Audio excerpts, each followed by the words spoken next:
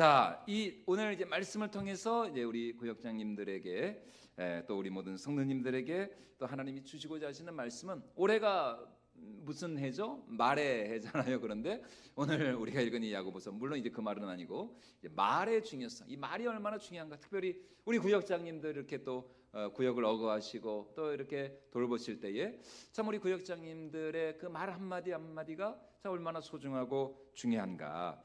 그래서 오늘 말씀에서 야고보 사도는 참된 믿음이라고 하는 것은 무엇보다도 우리의 무엇을 통해서 입증이 되느냐, 우리의 언어 생활, 우리의 이 언어 습관을 통해서 우리 안에 있는 하나님을 향한 믿음이 입증이 되고 증명이 된다라는 것입니다.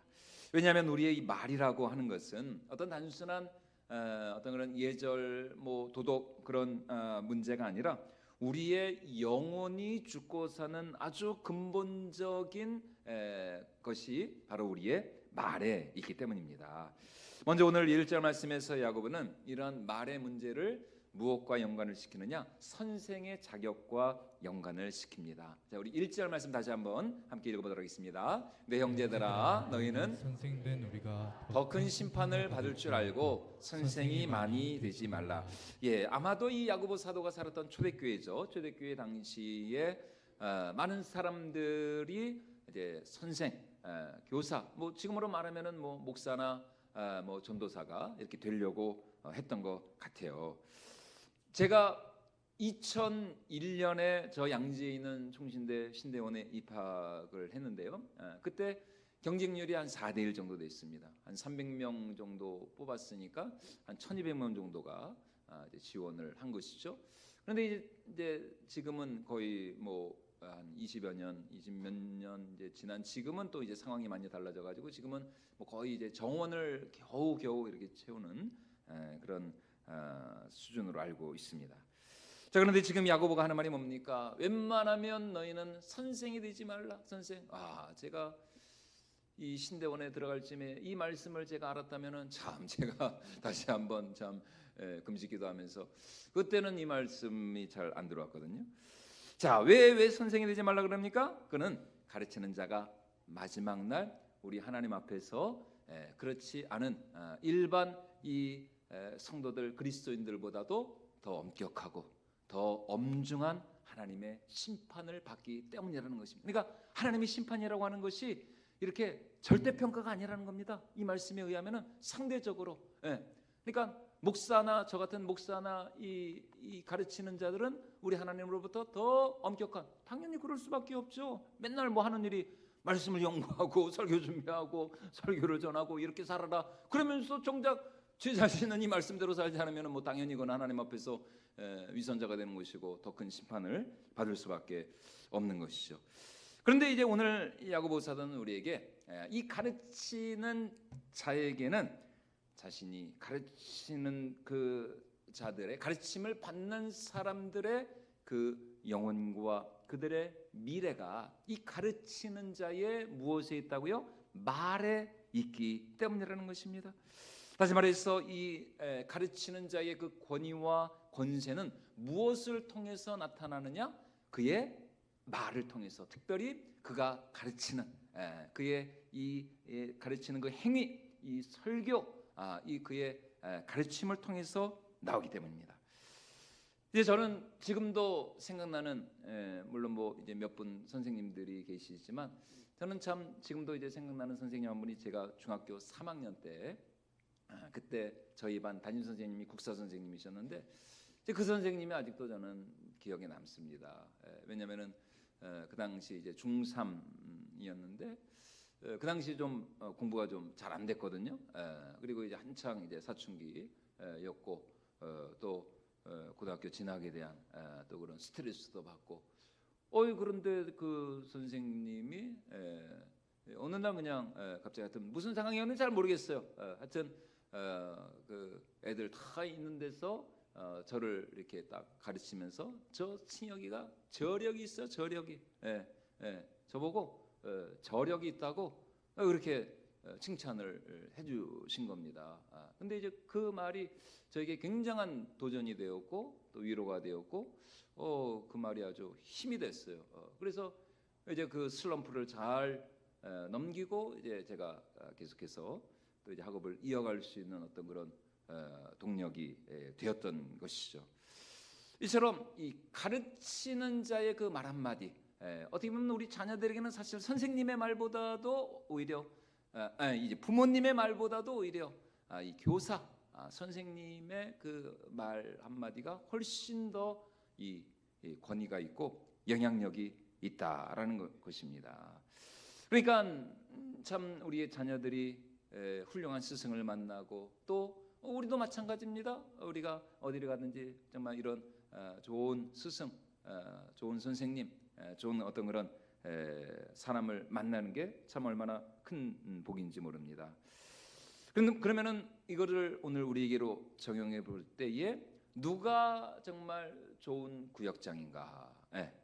누가 정말 좋은 믿음의 교사인가? 오늘 야고보는 우리에게 믿음의 말을 하고 또 살리는 생명의 말을 하고 또 위로하고 격려하는 이 축복의 말을 하는 그런 이제 이 성경적인 이 하나님의 말씀을 잘 대언하는 이제 그런 구역장, 그런 이제 교사가 정말 우리 하나님 앞에서도 그렇고 또 그가 가르치는 사람에게도 참 훌륭한 스승이다라고 이렇게 말하는 것입니다. 여러분, 왜냐하면은 이 하나님은 우리의 말에 특별히 이 가르치는 자들의 그 말에 당신의 권세와 권위와 능력을 주셨기 때문입니다. 하나님이 이 세상을 무엇으로 창조하셨죠? 그렇죠, 말씀으로. 뭐 하나님이 뭐 어떤 다른 것이 아닙니다. 하나님 자신의 말씀, 그분의 말로 빛이 있으라 그렇게 말씀하시니까 정말 빛이 창조되고 또 우주 만물이 창조가 되어지는 그분의 말씀을 통해서 말이죠. 예수님도 마찬가지였죠. 예수님이 죽은 나사로를 무엇으로 살리셨어요?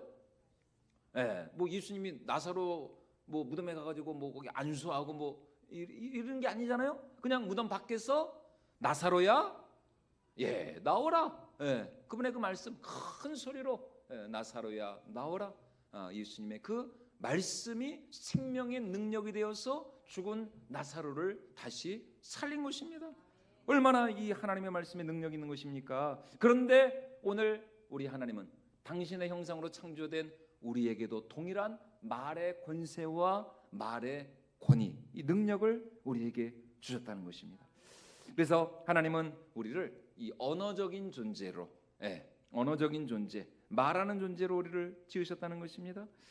그래서 첫사람 이 아담, 하나님의 형상으로 창조된 이 첫사람 아담이 가장 먼저 에덴 동산에서 한 일이 무엇이었을까요? 뭐였어요? 그 에덴 동산에 있는 그 동물들, 그 온갖 그 동물, 식물, 그런 것들에 무엇을 지어줬다? 이름을 지어줬다. 이름을 어떻게 지어줬을까요? 그렇죠, 말로 지어준 거죠. 너 사자야? 너 코끼리? 너 코끼리야? 너 사슴? 여러분, 비둘기? 말로. 그러니까 아담의 그 말 한마디가 결국 그 피조물, 그 동물, 그 동식물의 그 이제 가치와 존재와 영광이 되었다는 것입니다. 얼마나 이 아담의 말에 능력이 있었습니까? 그 말을 가지고 결국은 이 아담이가 이 창조 세계를 다스린 것이죠. 다른 걸로 다스린 게 아닙니다. 말로 다스린 거예요. 자, 그러므로 오늘 우리의 이 말과 언어에 얼마나 참 이 거룩하고 신령한 권세와 능력이 있는가, 이거를 우리가 알아야 한다는 것입니다. 우리의 말이 영적인 문제인 이유도 바로 여기에 있는 것입니다. 다시 말해서 지금 나의 형편과 상황이 내 말을 좌우하는 것이 아닙니다. 우리의 말이, 내가 하는 그 말이 나의 형편과 상황을 좌우하고 다스린다는 거예요. 여러분들과 이걸 알아야 됩니다. 지금 나의 형편과 상황이 내 어떤 그 기분과 감정과 내 말을 좌우하는 게 아니고요. 내가 하는 그 말이 지금 그 말이 내 자신을, 나의 삶을, 또 나의 상황과 나의 이 형편을 다스리고 주관한다는 것입니다. 이것을 우리가 어디에서 가장 여실하게 볼 수가 있느냐? 가데스 바네아 사건, 우리가 잘 아는 그 가데스 바네아에서 원망하고 불평하는 이스라엘 백성들을 향하여서 하나님께서 무엇이라고 하셨습니까? 너희의 말이 내 귀에 들린 대로 내가 너희에게 행할 것이다. 와, 여러분 이게 얼마나 너희들이 말한 대로 내가 너희들에게 이루어 줄 거야. 자, 우리 민수기 14장 26절로 28절까지 말씀 우리 같이 한번 읽어보도록 하겠습니다. 여호와께서 모세와 아론에게 말씀하여 이르시되 나를 원망하는 이 악한 회중에게 내가 어느 때까지 참으랴. 이스라엘 자손이 나를 향하여 원망하는 바 그 원망하는 말을 내가 들었노라. 그들에게 이르기를 여호와 말씀에 내 삶을 두고 맹세하노라. 너희의 말이 내 귀에 들린 대로 내가 너희에게 행하리니. 여러분 그렇죠? 너희의 말이 내 귀에 들린 대로. 그러니까 그들의 말이 결국은 그들의 운명을 바꿔놓은 것입니다. 그들의 운명이 그들의 말을 바꾼 게 아니고요, 그들의 말이 그들의 운명을 바꿨다니까요. 여러분 우리가 이걸 알아야 됩니다. 다시 말해 하나님은 너희가 말한 대로 내가 너희에게 이루어 줄 거야. 이렇게, 와, 여러분 이건 참 놀라운 일이죠. 결국 그래서 어떻게 됐습니까? 그 결국 그렇게 말한 대로 그 가나안 그 출애굽 1세대 모든 이스라엘 백성들은 가나안 땅에 들어가지를 못했습니다. 그들이 말한 대로 우리는 그 땅에 못 들어가. 우리는 절대로 저 땅에 들어갈 수 없어. 그 땅은 너무나 거주민을 삼킨 악한 땅이야. 결국 그들의 말대로. 근데 누구만 빼고요? 여호수아와 갈렙. 그들은 다른 말을 했거든요. 자, 우리 민수기 14장 6절로 8절입니다. 다시 같이 한번 읽어보겠습니다. 그 땅을 정탐한 자 중 눈의 아들 여호수아와 여분네의 아들 갈렙이 자기들의 옷을 찢고 이스라엘 자손의 온 회중에게 말하여 이르되 우리가 두루 다니며 정탐한 땅은 심히 아름다운 땅이라. 여호와께서 우리를 기뻐하시면 우리를 그 땅으로 인도하여 들이시고 그 땅을 우리에게 주시리라. 이는 과연 젖과 꿀이 그 땅을 우리에게 뭐 하신다고요? 주시리라. 이게 여호수아와 갈렙의 믿음의 고백이었고, 결국 그들의 고백대로 그들이 한 그 말대로 결국 여호수아와 갈렙만이 그 세대 사람들 가운데 유일하게 이 가나안 축복의 주인공이 된 것이죠. 여러분, 그러므로 오늘 우리 모두에게, 특별히 오늘 우리 모든 구약장들에게 정말 이런 여호수아와 갈렙과 같은 이런 정말 믿음의 말, 생명의 말, 언제나 이 긍정적인 축복의 말을 하실 수 있기를 주님의 이름으로 축원을 드립니다. 안 된다, 못한다, 힘들다, 그러면 뭐 그거는 해보기도 전에 그거는 이미 끝난 거예요. 근데 아무리 좀 힘들고 어렵고 좀 그래도 하나님이 우리와 함께 하시. 오늘 여호수아와 갈렙의 고백이 그것 아닙니까? 그들이 어떤 그 가나안 정복 전쟁의 그 어려움을 그들이 부인한 거 아닙니다. 그들도 알고 있었죠. 그러나 하나님이 우리와 함께 하신다면 저들의 신보다 우리와 함께 하신 하나님이 더 크고 더 위대한 분이 아니냐. 그러므로 하나님이 우리와 함께 하시면 우리가 능히 그 땅을 취할 수 있다. 여러분, 그러므로 우리의 이 말 한마디가 얼마나 중요한가. 일단 말을 하면은 그 말을 다시 담을 수 있어요? 못 담아요? 못 담아요. 일단 말하면 그걸로 끝나는 거야. 그걸 뭐 물론 이제 뭐 나중에 뭐 사과도 할 수 있고 뭐 용서를 구할 수도 있고 뭐 취소하고 뭐 부인할 수도 있겠지만 그러나 그 순간만큼은 이게 안 되는 거거든요. 그러니까 참 우리가 얼마나 우리는 절대로 상황과 환경에 휘둘려서 말을 하는 자들이 아니라 언제나 우리는 하나님을 향한 믿음을 가지고 믿음의 말을 하고 또 생명의 말을 하고 언제나 정말 상대를 세워주고 살려주는 그런 은혜롭고 덕스러운 말을 하는 우리 구역장들이 되어야 할 줄로 믿습니다. 자, 그러면은 우리 정말 우리 야고보 사도가 이렇게 우리에게 말의 중요성을 다시 한번 강조하기 위해서 두 가지 이 비유를 우리에게 전해주고 있습니다. 자, 하나가 뭐냐, 바로 달리는 말의 입에 물리는 재갈입니다. 재갈. 자, 우리 오늘 보면 3절과 4절 말씀 우리 같이 한번 읽어보도록 하겠습니다. 우리가 말들의 입에 재갈 물리는 것은 우리에게 순종하게 하려고 그 온몸을 제어하는 것이라. 또 배를 보라. 그렇게 크고 강풍에 밀려가는 것들을 지극히 작은 키로서 사공의 뜻대로 운행하는. 혀가 마치 무엇과 같다고요? 말의 입에 물리는 재갈과 같고 그 큰 배를 움직이는 그 키와 같다라는 것입니다. 그렇죠.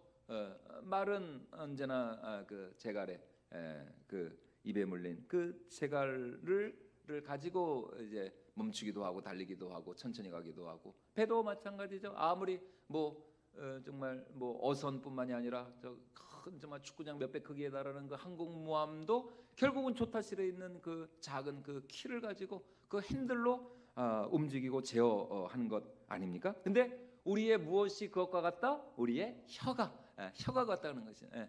그러니까 아까 말씀드린 대로 상황과 환경이 우리의 인생을 좌우하고 지배하는 것이 아니라 우리의 이 우리의 이 말이 우리의 몸과 우리의 인생을 조정하고 움직여 나아가는 키와 같고 이 제갈과 같다라는 것입니다.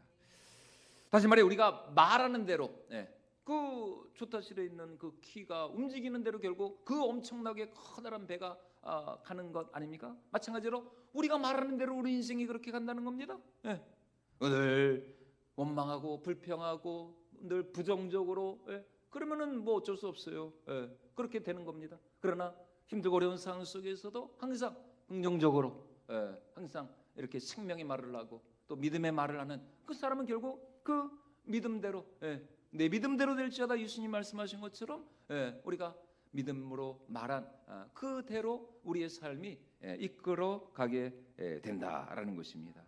그러므로 말을 어떻게 하느냐가 결국은 우리 인생에서 참으로 그래서 그 우리말 속담에도 말 한마디로 뭐 한다고요? 천냥빚을 갚는다는. 그러니까 우리 고대 우리 선조들도 이 참 말의 가치를 얼마나 잘 알고 있었습니까? 말을 어떻게 하냐에 따라서 내 인생이 달라진다니까요. 그러면서 야고보서는 오늘 특별히 5절과 6절에서 그렇기 때문에 우리 혀가 가진 이 굉장히 부정적이고 파괴적인 이 측면을 언급하면서 또 하나 이 혀는 무엇과 같으냐? 온 살림을 불태우는 이 불과 같다. 그 불씨와 같다. 자, 우리 5절과 6절 말씀도 다시 한번 같이 읽어보도록 하겠습니다. 이와 같이 혀도 작은 지체로 돼 큰 것을 자랑하는도다. 보라, 얼마나 작은 불이 얼마나 많은 나무를 태우는가. 혀는 곧 불이요 불의 세계라. 혀는 우리 지체 중에서 온몸을 더럽히고 삶의 수레바퀴를 불사르나니 그 사라는 것이 지옥불에서 나느니라. 뭐 작년에도 그랬지만 이제 올해도 이제 또 봄이 다가오면 항상 이렇게 산불, 이 산불 경보, 산불 조심해야 되잖아요.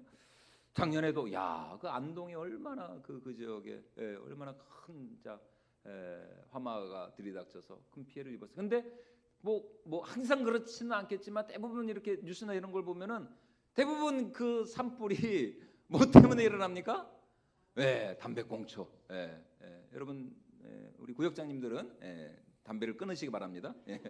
될 수 있으면 물론 그렇다고 뭐 담배를 한다고 이거는 이거는 그 이제 영국의 유명한 설교의 황태자로 불리는 스펄전 목사님이 계셨거든요. 이분은 진짜 완전히 타고난 19세기에 타고난 영국의 지금도 거의 이제 모든 신학자들이 최고의 설교자라고 스펄전 목사님, 그 영국의 메트로폴리탄 교회를 거의 40년 가까이 목회를 하셨는데 이 스펄전 목사님이 그렇게 꼴찌였답니다. 세상에 설교의 황태자인데 그렇게 그냥 담배를. 그러니까 사실은 이게 이제 우리나라는 근데 워낙 이게 초기 선교사님들이 이제 술 담배를 워낙 이제 금지를 시켜서 그런 이제 전통이 있는 건데, 근데 그 살림을 그렇게 그냥 순식간에 그냥 검은 잿더미로 만들어 버리는 그 대부분의 경우가 사실은 그 작은 그 불씨, 담배불, 아니면은 이렇게 성묘하다가 이렇게 그냥 그런 작은 그 불티 하나가 결국은 그렇게 엄청난 이 산불을 일으키고 강한 바람과 함께 말이죠. 이게 얼마나 좀 안타까운 일입니까? 말 한마디로 우리가 천냥빛을 갖기도 하지만 여러분 생각을 해보십시오. 그 말 한마디 정말 내 속에서 이 제어되지 않고 통제되지 않은 내 어떤 그런 분노와 그 불과 같은 그런 혈기로 말미암아 나오는 그 말 한마디가 결국은 가정을 무너뜨리고 부부 사이를 깨트리고 정말 서로 간에 어떤 돌이킬 수 없는 그런 결과를 가져오지도 않습니까?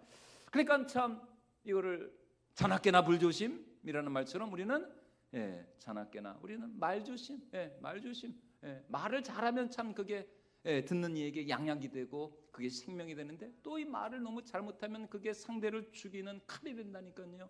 그러니까 이 언어 폭력이라고 하는 게 이게 얼마나 이게 무서운 건지 모릅니다. 그러니까 참 우리의 이 입술을 우리가 잘 제어를 해야 한다는 것입니다.